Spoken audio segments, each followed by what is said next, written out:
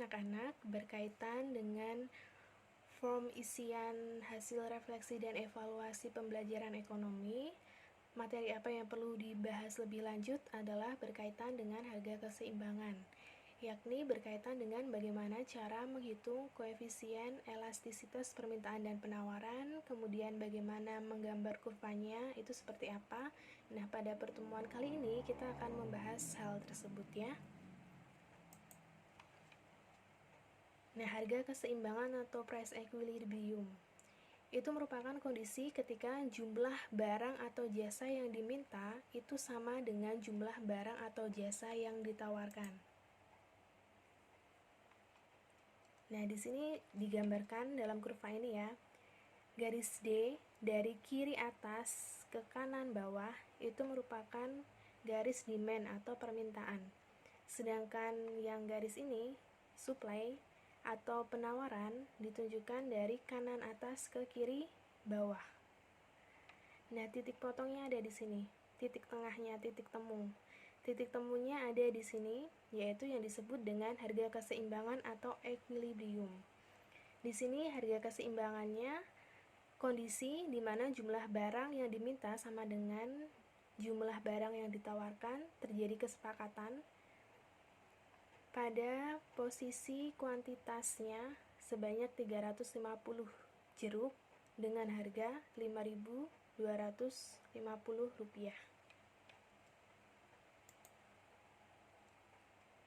Kemudian ini merupakan pergeseran kurva harga keseimbangan.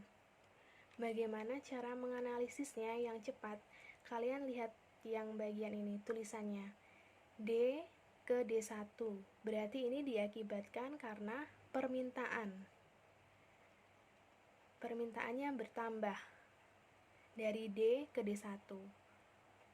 Kan yang bergeser ini kan yang D, ada dua garis dari D ke D1, maka dia ada kenaikan atau bertambahnya jumlah permintaan. Kalau yang sebelah ini dari D1 ke D, di sini ada berkurangnya jumlah permintaan. Dilihat dari dua garis yang berubah ini. Kemudian kalau ini S, ini kan S, berarti dia pergeseran kurva penawaran, jumlah penawarannya yang bergeser. Sedangkan yang ini juga sama, ini kan S. S1 ke S, berarti dia juga berubah pergeseran kurva penawaran. Kemudian bagaimana cara menghitungnya? Cara menghitungnya dengan rumus ED atau ES. ED itu demand, berarti kita mencari yang permintaan. Kalau ES berarti kita mencari yang penawaran. Rumusnya sama. Delta Q per delta P kali P per Q. Delta Q itu merupakan perubahan dari jumlah, sedangkan delta P itu perubahan dari harga. Q itu merupakan kuantitas, kalau P itu price atau harga. Nah, di sini sudah ada keterangannya ya.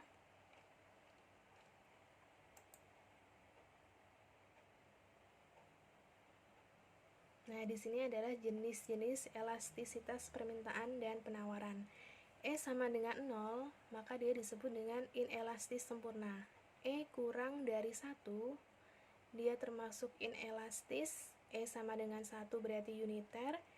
E lebih besar dari 1 berarti elastis, dan E sama dengan tak terhingga merupakan elastis sempurna.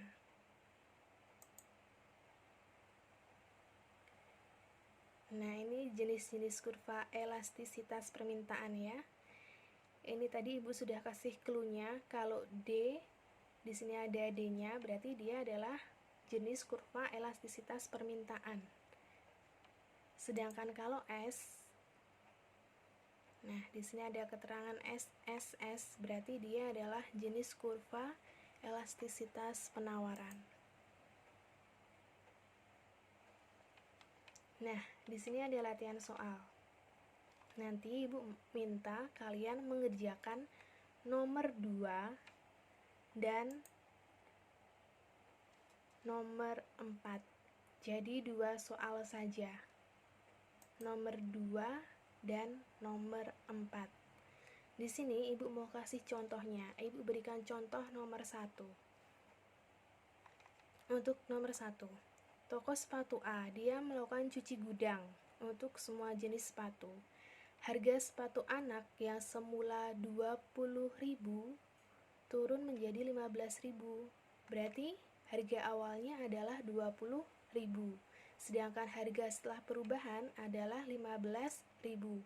Maka di sini diketahui P-nya sama dengan 20.000, sedangkan P1-nya sama dengan 15.000.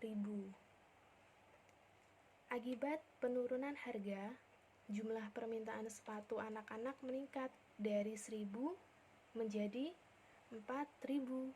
Karena harganya turun,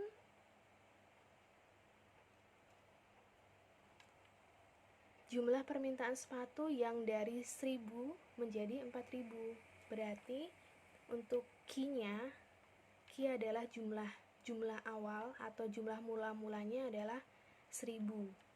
Kemudian naik menjadi 4.000. Di sini maksudnya adalah jadi waktu harganya 20.000, jumlah sepatu yang kejual adalah 1.000.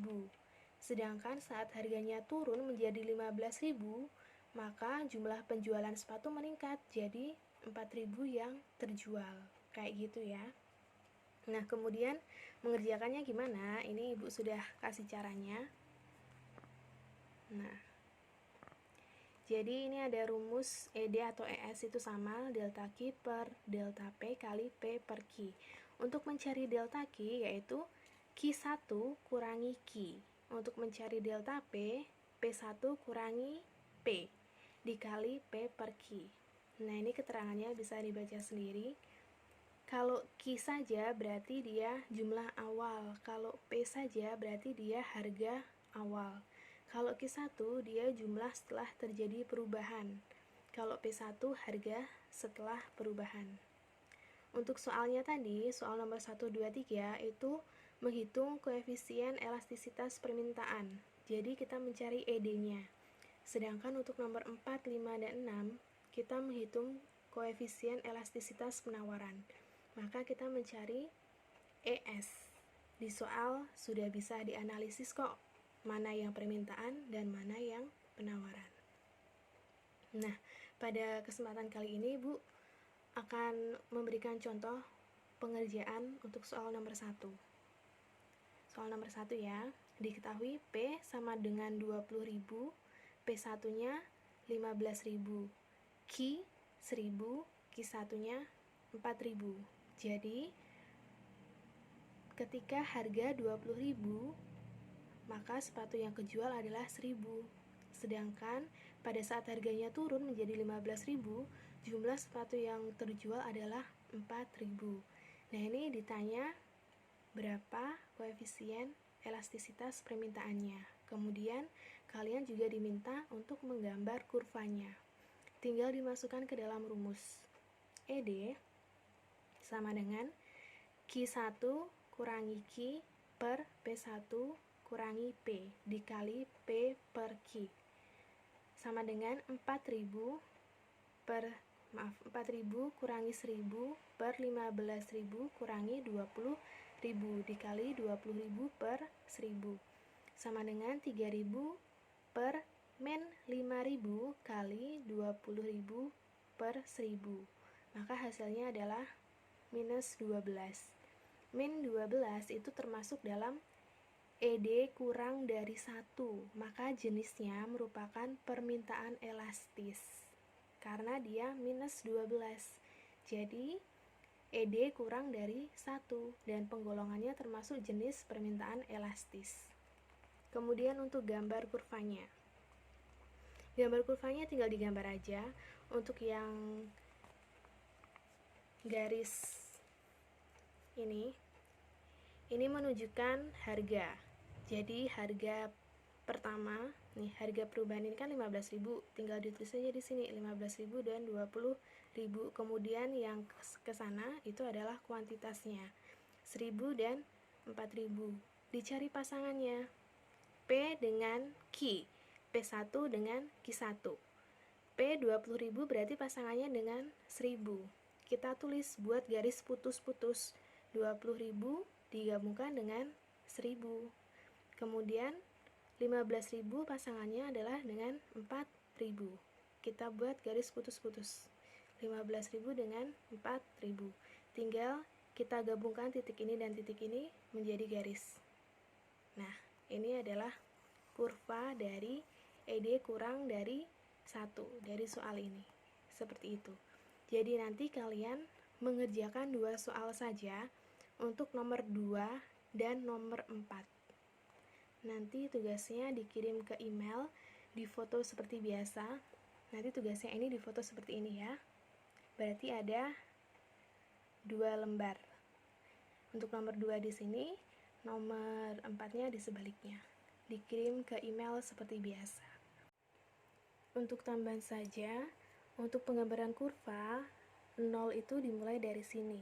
Jadi, saat kita menuliskan kuantitasnya, nilai terkecilnya mulai dari sini ya. Nilai terkecilnya dari sini ke kanan. Kemudian, kalau untuk harga, kita menuliskan harga terkecil mulai dari sini, kemudian naik ke atas. Dari harga rendahnya dari sini ke harga tinggi. Kemudian, kalau untuk kuantitasnya dari jumlah rendahnya dari sini ke jumlah yang tinggi ke kanan. Seperti itu.